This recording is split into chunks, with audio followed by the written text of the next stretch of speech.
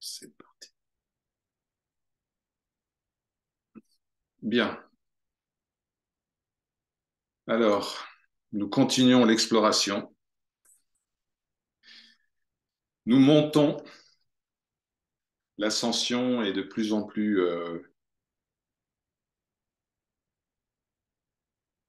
forte.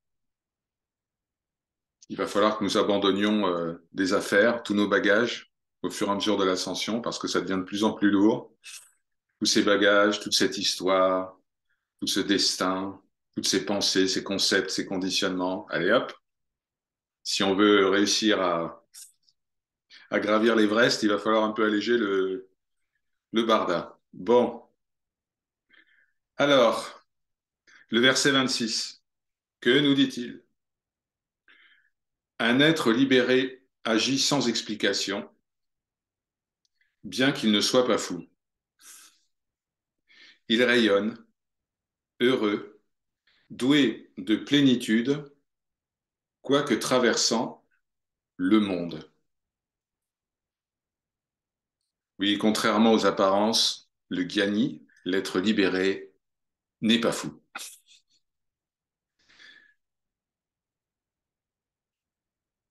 Le sage, le sage, ne s'interroge plus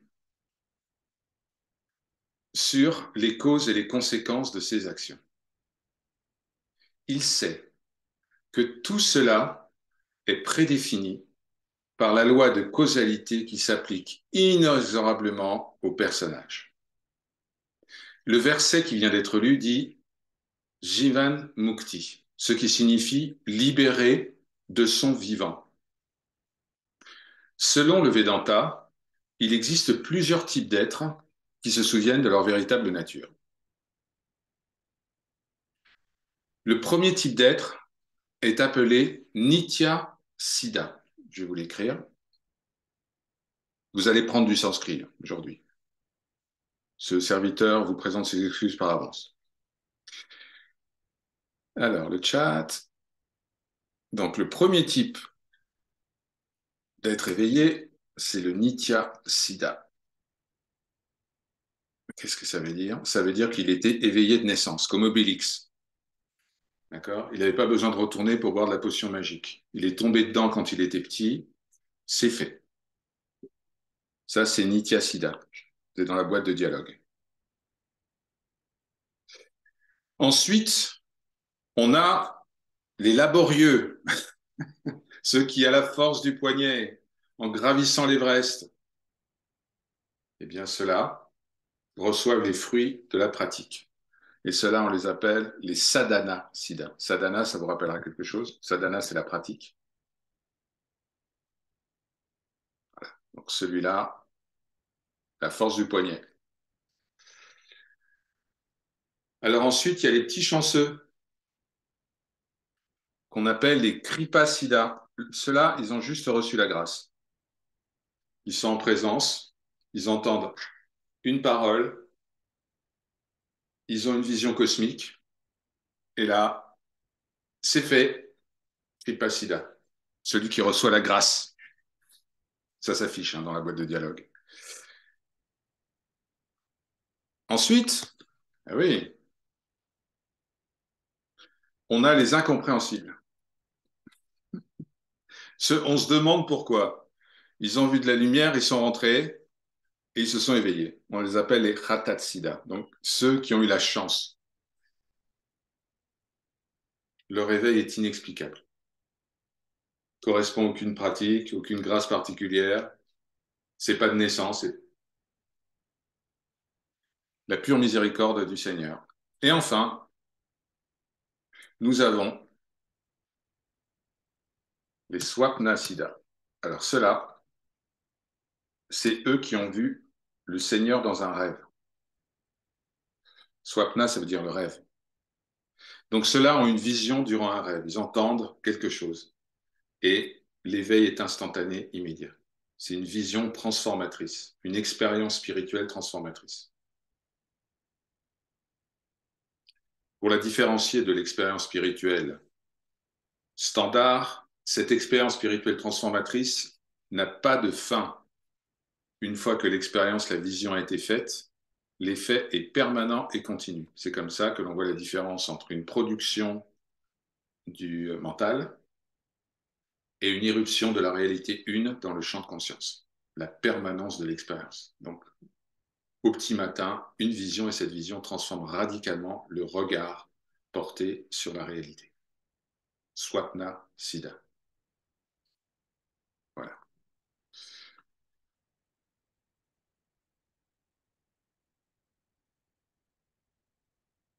Alors, tout cela, tous ces siddhas, donc tous ceux qui reçoivent comme ça, en quelque sorte, qui se souviennent de la réalité, tout cela reçoivent et se souviennent de cela de leur vivant. C'est pour ça qu'on les appelle les Jivan Mukti. Pas besoin d'attendre la mort du corps pour réaliser que je ne suis pas le corps. Pas besoin d'attendre l'extinction du mental pour réaliser que je ne suis pas le mental. Cela se fait du vivant, entre guillemets, à l'état de veille de celui qui croyait jusqu'à présent être un corps et un mental.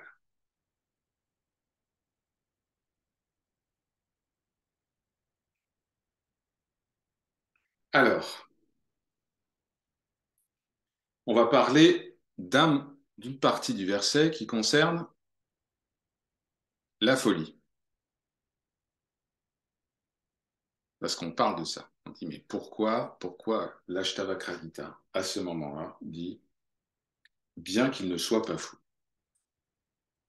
Parce que le regard des autres, nous savons, les autres n'existent pas, mais le regard des autres sur le sage est souvent un regard de jugement qui met en doute la santé mentale de ceux qui suivent la voie de la connaissance. Par exemple, et c'est Ramakrishna qui donne cette liste, il dit voilà, le sage peut être perçu par les autres de 4 manières différentes. Et c'est d'ailleurs comme ça qu'il était perçu par son entourage et par ceux qui le connaissaient un peu moins bien. Celui qui est connaissant du soi, qui est constamment dans la contemplation du Seigneur, peut être vu comme un fou. Pourquoi? Parce qu'il danse pour le Seigneur. Il chante pour le Seigneur. Il pleure pour le Seigneur. Il rit pour le Seigneur. Il sourit béatement alors que les circonstances semblent être dramatiques. Il y a toujours un sourire. Parfois, il y a des larmes de joie qui surgissent d'on ne sait où. Et puis, il y a de la danse et du chant, tout le temps, toujours, en permanence. Ça, c'est un signe qui permet de reconnaître un fou du Seigneur. Parfois, il se comporte comme un enfant.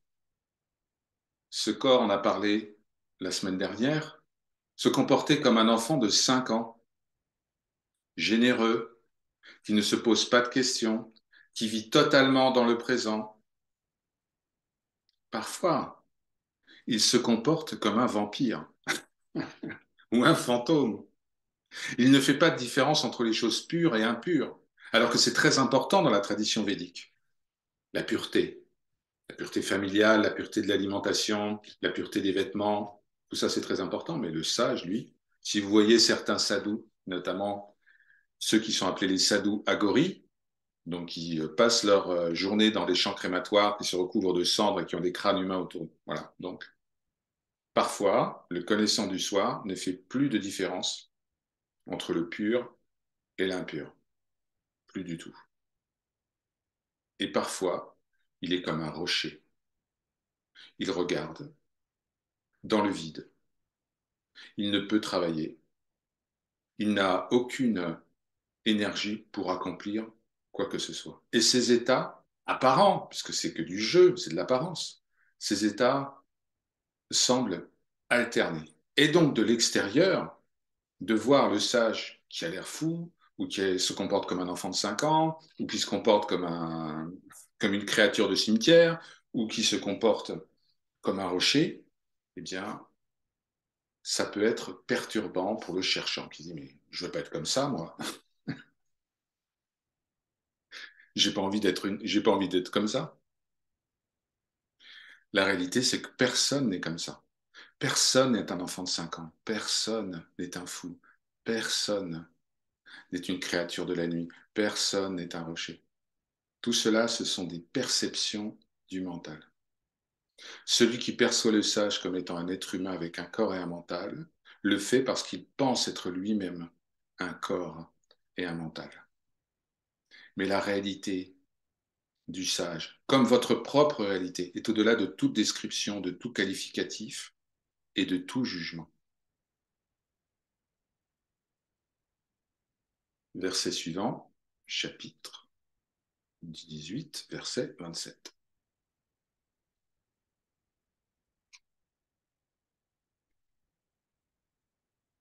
Fatigué des spéculations diverses, le sage, arrivé au repos, ne pense, ni ne connaît, n'écoute, ni ne voit. Le sage, le connaissant du soi, se souvient qu'il est le soi. Est-ce que le soi pense? Est-ce que le soi sait ou ignore quoi que ce soit? Est-ce que le soi voit quelque chose d'extérieur à lui-même? Est-ce que le soi entend des voix qui ne sont pas les siennes? Le sage ne pense pas, car aucune pensée ne peut se manifester dans ce qui est immuable, libre de la notion de temps. Le sage ne sait rien, car qu'y a-t-il à savoir en dehors de lui-même? Le savoir s'applique à des objets de connaissance extérieure au sujet. Or, rien n'est extérieur au sujet. Le sage ne voit pas, il n'entend pas, car pour cela, le sujet doit être autre que ce qui est vu. L'œil ne peut pas se voir lui-même. Le verset nous dit aussi que celui qui en a assez des interrogations sans fin atteint la paix. Ah, les interrogations, les questions. Les doutes et les questions reposent sur la croyance très moderne que tout a une explication. Tout. Et les explications renforcent la croyance en l'existence de ce que nous cherchons à comprendre. Mais pour l'Advaita, si nous comprenons quelque chose, cela signifie que c'est un objet du mental, c'est un concept. Or, ce qui est imaginé par le mental n'a pas d'existence possible. Pourquoi? Comment ce qui n'existe pas pourrait-il produire quelque chose de réel? Le soi, notre véritable nature, ne peut pas être compris par le mental. Aucun concept ne peut le définir.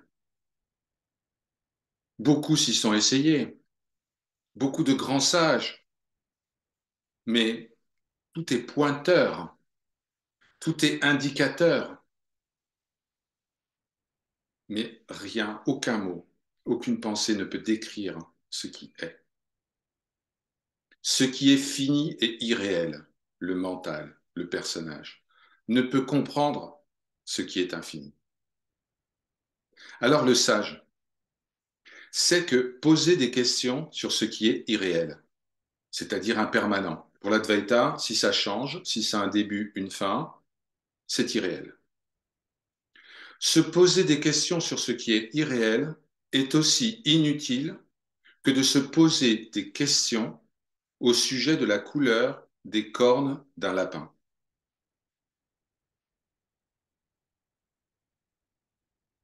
Le sage sait également que les questions sur ce qui est réel, notre véritable nature, sont inutiles car aucun concept ne pourra répondre, définir à ce qui ne peut être appréhendé par l'intelligence humaine.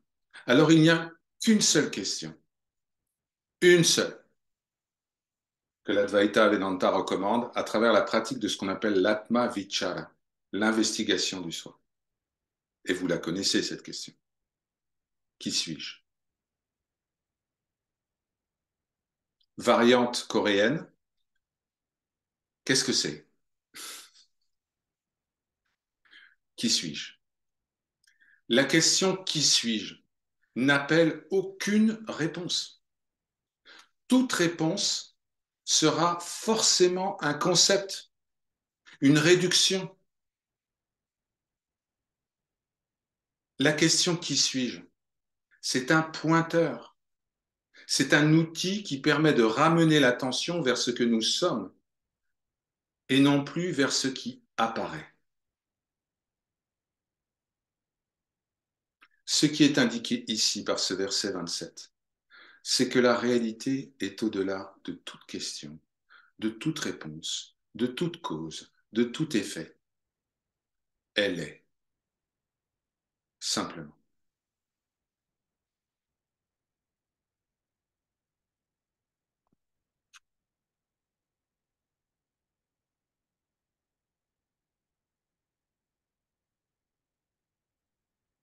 Je vais vous lire le verset 27 en sanskrit.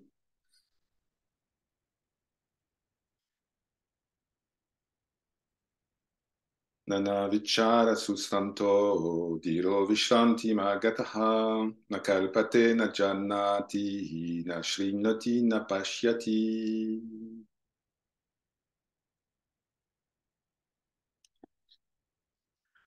Ariom tat sat.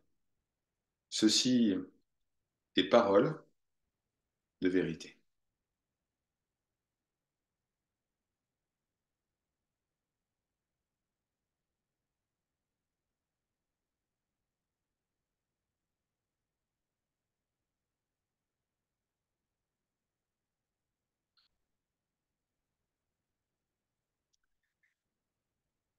Alors, vous avez justement la parole, chers amis. Ce serviteur voulait remercier du fond du cœur tous ceux et toutes celles qui ont aidé et qui ont contribué à faire en sorte que Shakti Natarajan, l'épouse de mon maître, puisse être hospitalisée de manière digne, qu'elle puisse recevoir les meilleurs soins. C'est en cours. J'informerai les uns et les autres de l'évolution de son état de santé, mais pranam, koti, koti pranam, pour tous ceux et toutes celles qui ont fait ce geste, et pour tous ceux et toutes celles qui m'ont adressé depuis 2 jours des pensées, des intentions, qui ont récité le Maha Mrityunjaya Mantra à l'intention de Devi Shakti. Merci.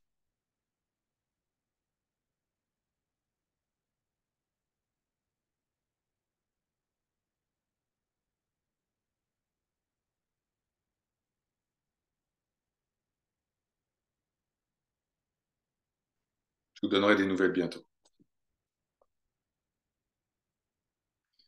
Donc Devi Shakti, qui est l'épouse de mon maître Sri Raja, euh, a fait a fait une embolie pulmonaire suite à une complication due à une nouvelle variante du Covid, euh, qui visiblement est un peu plus agressif que le variant Omicron que nous connaissons dans nos contrées. Donc voilà, ses 2 fils, ses belles-filles sont à ses côtés et par sa grâce, nous recevrons bientôt des bonnes nouvelles.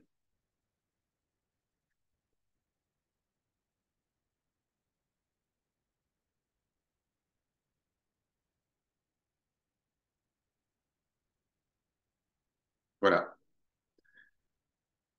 vous pouvez maintenant prendre la parole sur ce point, sur ces versets de l'Ashtavakra Gita ou sur toute autre question.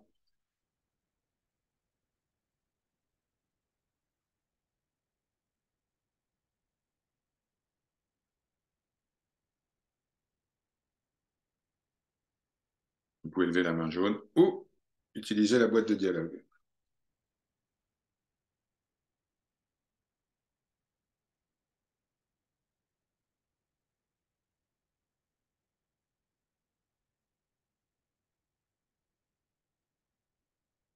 Claude,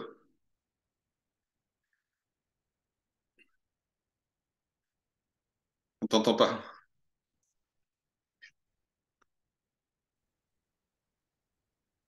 Oui, je disais bonsoir tout le monde, Namaskar. Namaskar. Oui, considérant cette notion d'éveil, il y a toujours cette question, éveil progressif, éveil spontané.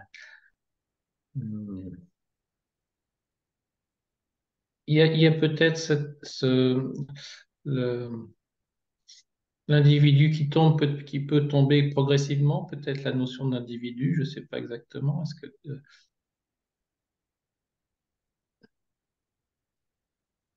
Alors, il peut peut-être y avoir aussi cette ouverte, ce qu'on appelle éveil, et ensuite ce personnage qui se résorbe progressivement, enfin, je ne sais pas exactement. bon, alors l'éveil est à la fois progressif et abrupt. C'est un débat qui a animé beaucoup de moines, beaucoup de sages pendant, allez, 1500 ans en Inde et ailleurs. Est-ce que l'éveil spirituel vient d'un coup ou est-ce que c'est un long chemin? Est-ce que c'est l'Everest? On vient par hélicoptère directement au sommet ou il faut bien les deux, mon capitaine? Il y a un chemin dans le rêve, dans le rêve qui s'appelle ma vie. Il y a un chemin qui paraît progressif. En réalité, il y a même deux niveaux à cette réponse. En réalité, l'éveil est immédiat. Une fois qu'il y a la réalisation de qui tu es, tu n'oublies plus jamais qui tu es. Donc, il n'y a plus d'aller-retour entre un coup, je sais pertinemment que je suis cela, et un autre coup, non, je suis Claude ou je suis Georges. Il y a plus d'oscillation comme ça. D'accord? La réalité ultime, c'est qu'il n'y a pas d'éveil, puisque nous sommes déjà cela. Donc, il n'y a pas un changement de nature. Il n'y a pas tout d'un coup, avant, je n'étais pas éveillé, puis maintenant, je suis éveillé. Nous sommes déjà cela, et la seule chose, c'est de dissiper l'ignorance et donc de se souvenir de notre véritable nature. Il n'y a pas un changement de nature. Il n'y a jamais eu un moment, euh, Krishna en parle dans la Bhagavad Gita, il n'y a jamais un moment où nous n'étions pas, et il n'y aura jamais un moment où nous ne serons pas. Qu'est-ce que ça veut dire? N'étions pas, serons pas, ça veut dire être nous-mêmes, notre véritable nature. Nous sommes déjà cela. Donc il y a un film qui se déroule. Dans ce film, Claude semble cheminer, semble traverser un certain nombre d'expériences, semble apprendre des choses, les oublier, revenir en arrière, trouver une autre voie, etc. Mais c'est dans le rêve. Donc dans le rêve, oui, ça a l'air progressif, parce qu'il y a la notion du temps, il y a ce qu'on appelle des upadis, des limitations qui se mettent en place, mais tu as toujours été cela, tu seras toujours cela. Donc lorsque ça c'est compris, dans ce sens-là, l'éveil, la réalisation du souvenir est d'un coup. C'est pas un souvenir partiel en disant oui, je me souviens vaguement que j'ai. Non, c'est une certitude. Ça ne nécessite pas d'avoir en même temps la vision du corps cosmique, les petits angelots qui jouent de la trompette, etc. C'est juste une conviction fermement établie. Aussi certain que le soleil va se lever demain matin, eh bien, c'est ce niveau de confiance. Aussi certain que j'ai un père et une mère, ce niveau de confiance-là, c'est l'évidence. Ça passe même pas par la déduction logique, ça ne passe pas par les instruments habituels du mental, par le ressenti, par l'analyse, par la raison, par... C'est là. Oui, en Et ça, fait, c'est beaucoup personne ne s'est dit. jamais éveillé. Voilà. Hier, il y avait une magnifique discussion entre, je t'en ai parlé, il y avait une magnifique discussion entre Michael James et Swami Sarvapriyananda, qui est on va dire, à la tête du mouvement Ramakrishna aux États-Unis. Donc, c'est les deux grands, très grands enseignants. En tout cas, Michael ne dirait pas qu'il est un enseignant, il dirait je suis juste un bhakta, je suis un dévot de Ramana Maharshi, mais bon. Euh, et tous les deux, simultanément à une question posée par un des participants, ont répondu Personne ne s'est jamais éveillé. Personne ne s'éveillera Mm. jamais. Vous êtes déjà cela. Alors, il y a tout un jeu. Il y a tout un jeu. C'est le jeu du karma. Il faut que je pratique intensément, il faut que je fasse quelque chose. Euh, C'est ce qu'on appelle le biais de l'action. Vous savez qu'il y a toute une science qui s'est développée depuis une trentaine d'années sur les biais cognitifs. Je ne sais pas si vous connaissez ça. Donc, c'est les petites illusions que notre cerveau fabrique. Parmi ces illusions, notre conscience, parmi ces illusions, il y a l'illusion de l'action. Ça veut dire qu'il vaut mieux faire quelque chose que de ne rien faire. Dans toute situation, la, en quelque sorte, il y a une récompense à agir. Pourquoi tu as laissé faire? Pourquoi tu n'as rien fait, etc. Ceux qui ne vont pas agir vont être jugés négativement. Alors que parfois, c'est mieux de laisser, et c'est même pas parfois, c'est bien mieux de laisser les clés du camion au Seigneur, en toutes circonstances. Donc il y a ce biais vis-à-vis, il faut agir. Et donc ce biais, il est traduit dans le karma par action-réaction. Il faut que je fasse quelque chose pour obtenir quelque chose. D'accord? C'est, voilà. Si je fais rien, comment veux-tu qu'il se passe que j'obtienne quelque chose? C'est pas possible. Ça va pas, c'est illogique. Toute ma vie, j'ai été conditionné pour agir en vue d'obtenir une récompense. Toute ma vie. Ça a commencé à l'école, bien avant même. On me donnait des bons points quand je. Voilà. Alors que les fainéants qui étaient à côté du radiateur, comme votre serviteur, ceux-là, voilà. Ceux-là, ils n'étaient pas très récompensés. Ceux qui bûchaient, par contre, ceux qui vraiment montraient de la bonne volonté, ceux qui agissaient, ah oui, alors là, ceux-là, ils sont effectivement mis en valeur par le système, le concept qui constitue, entre guillemets, ce monde. Et c'est valable dans énormément de cultures. Sauf la tradition védique, qui dit moins t'en fais, mieux c'est. ouais, ça me va bien, ça. J'étais aussi au fond de la classe, hein. La retraite, c'est à 50 ans, les amis. C'est le programme électoral de Adi Shankara. Il n'y a pas de retraite à 64 ans, 65 ans. C'est la retraite, c'est à 50. On travaille 25 ans, ensuite on va dans la forêt et on commence à méditer sur Brahman. Pas beau ça? Et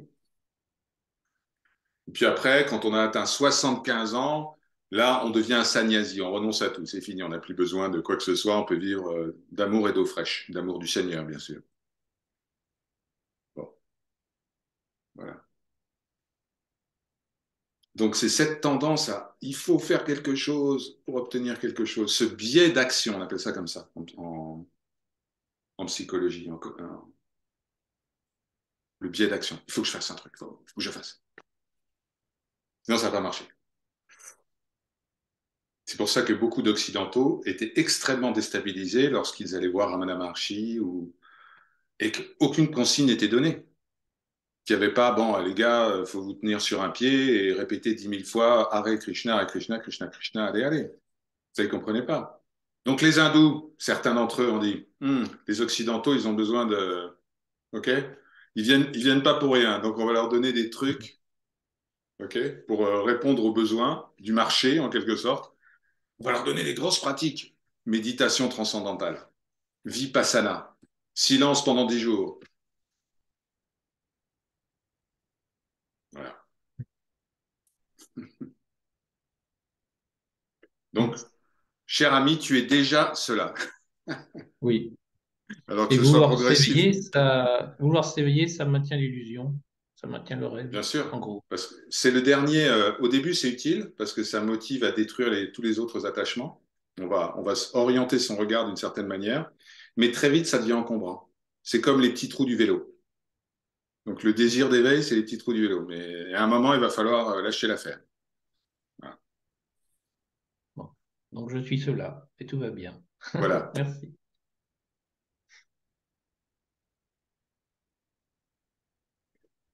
Yamuna, tu avais une question. Non, tu as baissé ta main finalement. Oui, c'était une réflexion à propos des questions, parce que quand on écoute ce que tu viens de dire, finalement, il n'y aurait pas à poser de questions. Et Alors, la fin des questions signifie la fin du doute. Et la fin du doute signifie la fin de la peur. La fin de la peur signifie la fin de la croyance que je suis Yamuna.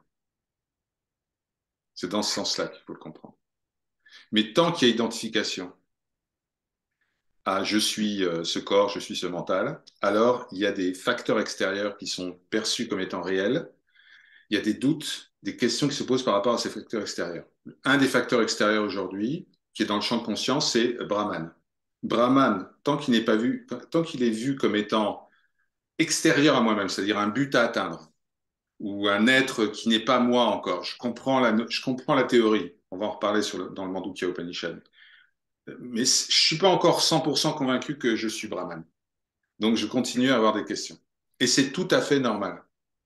Dans le processus décrit par le Vedanta classique, il y a 3 étapes. Je ne sais pas si tu te souviens. L'étape d'écoute, tu Oui, sais, le pré-rinçage, après le lavage, oui. le savonnage et l'essorage. Bon, il y a 3 étapes. La première étape, on Justement, écoute. On écoute. La oui. deuxième étape, on questionne. D'accord. Parce on veut Justement, asseoir, ouais, on veut asseoir ça. Mais quand on questionne, c'est qu'on n'est pas encore tout à fait convaincu que, il n'y a que le soi et je suis cela. Une fois que ça, c'est absolument inscrit dans le marbre, on passe à l'étape de pratique. C'est quoi la pratique? C'est on contemple le Seigneur en permanence. Et on n'a même plus besoin de faire d'efforts pour ça parce qu'on sait qu'il n'y a que cela. Voilà. Mais dans les étapes 1 et 2, le pré-rinçage et le savonnage, donc l'écoute et le questionnement, il y a encore la notion d'un personnage qui écoute et la notion d'un personnage qui pose des questions. Parce qu'il y a encore la notion de séparation entre ce que je suis, le monde. Il y a toujours cette idée de je suis un esprit séparé dans un corps séparé, dans un monde séparé de moi. C'est encore là. Petit fil, mais c'est encore là. Ça a diminué, mais c'est encore là. merci.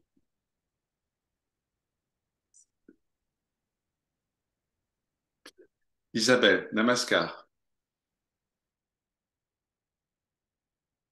Namaskar, Georgie et tout le monde. Euh, alors, j'ai commencé voilà, à être dans la réunion, tout c'est magnifique, j'étais super bien, j'écoutais l'enseignement et tout d'un coup, tu as parlé du don pour cette dame qui est malade et je n'ai pas fait de don et là, oh là là, la culpabilité, le truc qui m'est tombé dessus. Et ça m'a fait un écho avec ce qui s'est passé il y a quelques jours avec ma sœur, parce que j'ai pas été généreuse avec elle. Et après, j'ai été une culpabilité. Et donc là, ça m'en remet une couche ce soir. Donc, moi, ce que je voudrais savoir, et du coup, ça réactive le personnage à fond et ça met le doigt sur mon manque de générosité, mon manque de ah, mais c'est oh et la honte. Et après, j'ai dit, mais je vais pas leur dire ça quand même. Mais si, c'est bien. Mais je le dis parce que. Et C'est voilà. très bien. Et donc, je. Est-ce que c'est la conscience qui joue là? Qu'est-ce qui se passe en fait, quoi, de toujours de me mettre là, quoi. Voilà. Alors, d'abord, est-ce que c'est ton manque de générosité? Comment ça, je comprends pas la question.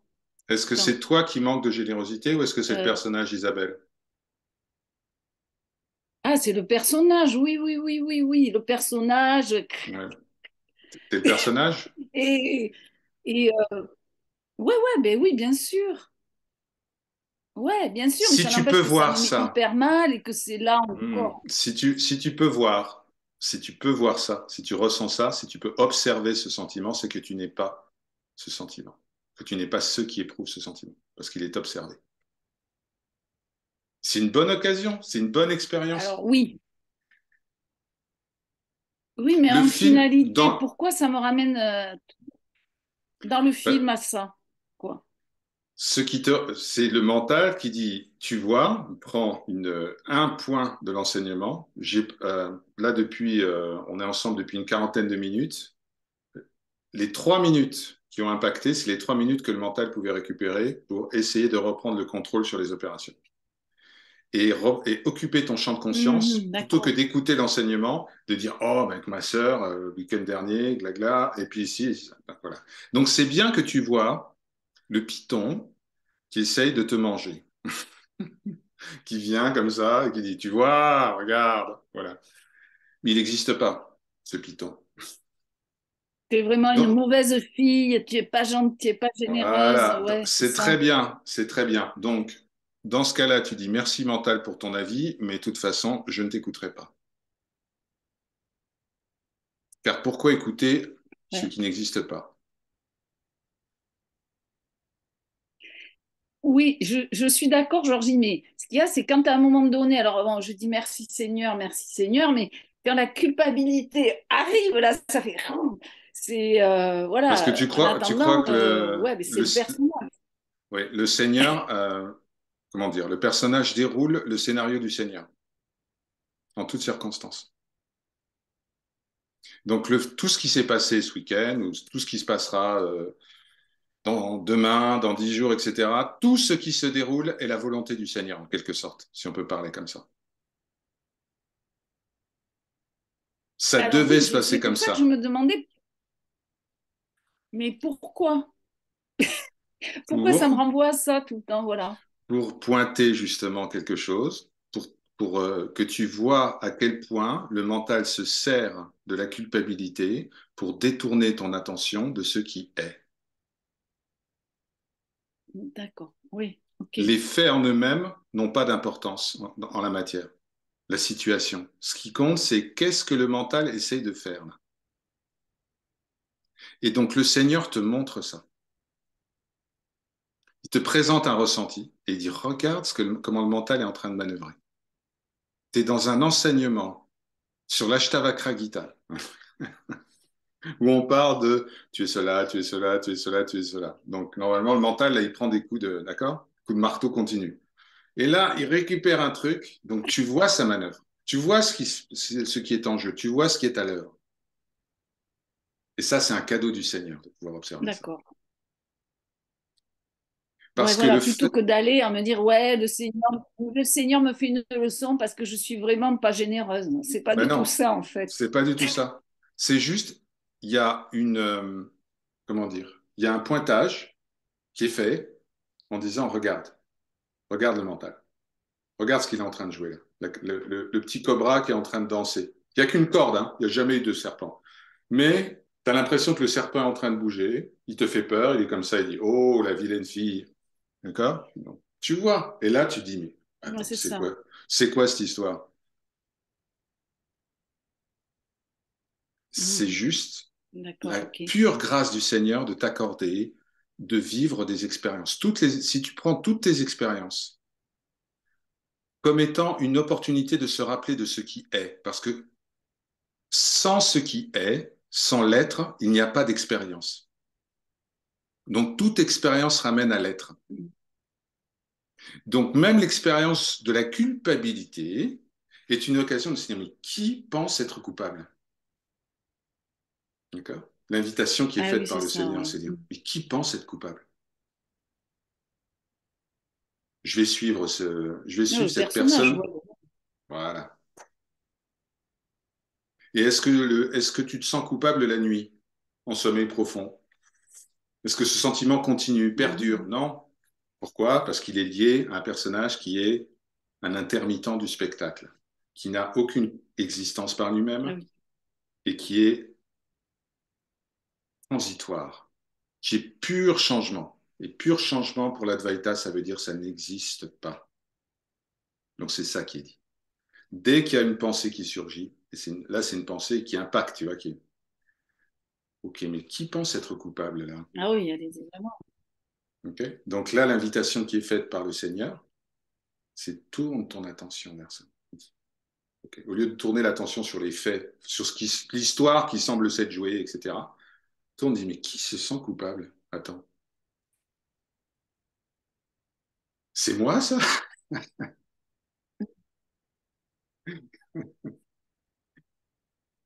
Eh bien non, Isabelle, c'est pas toi.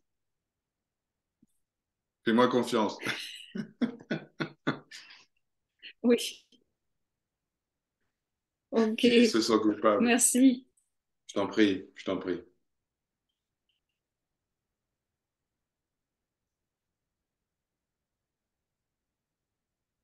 Alors,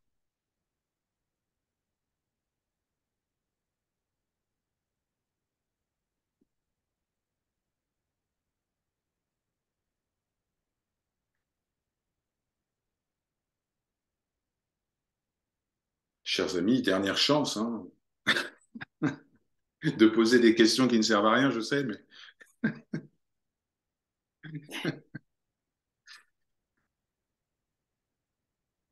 mais ça fait partie du jeu. J-E.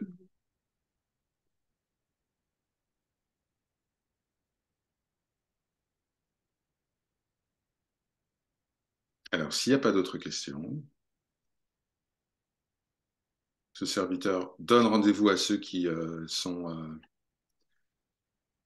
inscrits pour le partage sur le Mandukya Upanishad dans à peu près une quinzaine de minutes. Et pour les autres,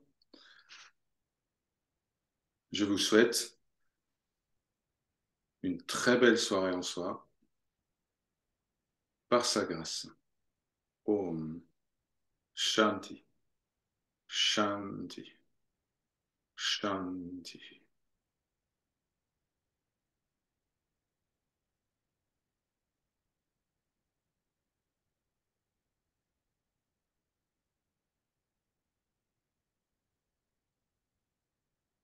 Le replay de cette session partage sera disponible à partir de demain soir, 18h. Celles et ceux qui sont intéressés, ce sera directement disponible sur la chaîne. À très bientôt et à tout de suite pour ceux qui m'accompagnent pour le partage Mandukya Upanishad.